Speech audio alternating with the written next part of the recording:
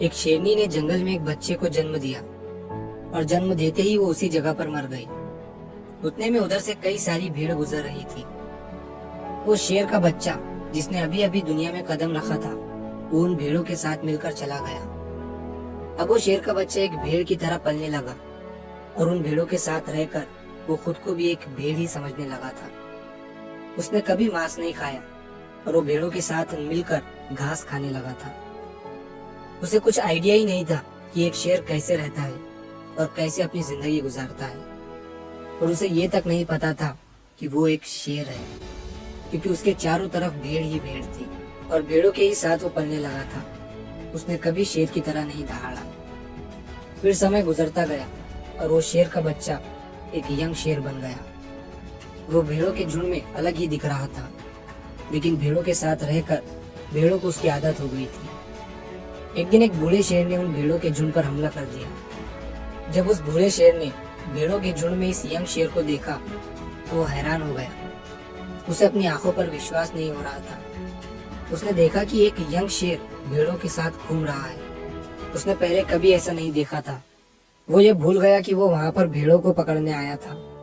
उसने सोचा कि वो उस शेर से बात करेगा और पूछेगा कि ये सब क्या हो रहा है। उस बूढ़े शेर ने भेड़ों के झुंड पर फिर से हमला किया उस शेर को पकड़ने के लिए।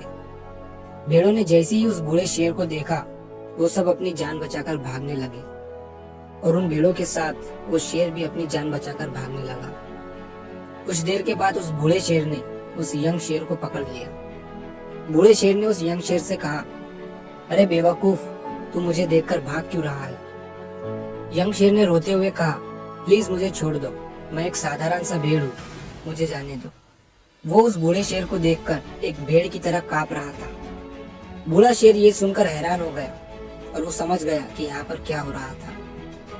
वो बूढ़ा शेर उस यंग शेर को एक नदी के पास लेकर गया। यंग शेर वहां से भागने की कोशिश कर रहा था, लेकिन बूढ़े शेर ने उसे नदी की तरफ धकेलते हुए कहा कि अपने आप को इस पानी में देखो। नदी का पानी पूरी तरह से शांत था। बूढ़े शेर ने यंग शेर से कहा कि अपने फेस को इस नदी में देखो और मेरे फेस को देखो।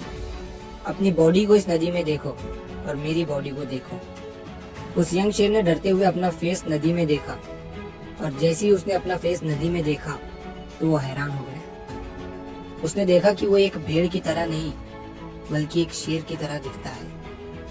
वो रियलिटी को समझ गया कि वो एक भेड़ नहीं बल्कि एक शेर है, और एक सेकंड के अंदर ही उसने एक शेर की तरह दहाड़ा। उसकी दहाड़ सुनकर पूरा जंगल कांप गया। उसने अपने आप को पहचान लिया, अपनी पावर्स को पहचान लिया, और तभी उसने अपने आप में एक ऐसी एनर्जी महसूस की जो उसने आज से पहले कभी नहीं की थी। फिर उसने सोचा कि एक भेड़ की तरह जीना रियलिटी नहीं थी, वो सिर्फ एक मेंटली कंसेप्ट था, और अब वो रियलिटी को जान चुका था। इस कहानी से बहुत ही डीप मैसेज निकलकर सामने आता है। अपने अंदर से उस वीकनेस को निकालो जो आपके अंदर झूठ बोल बोल कर बैठा दी गई है।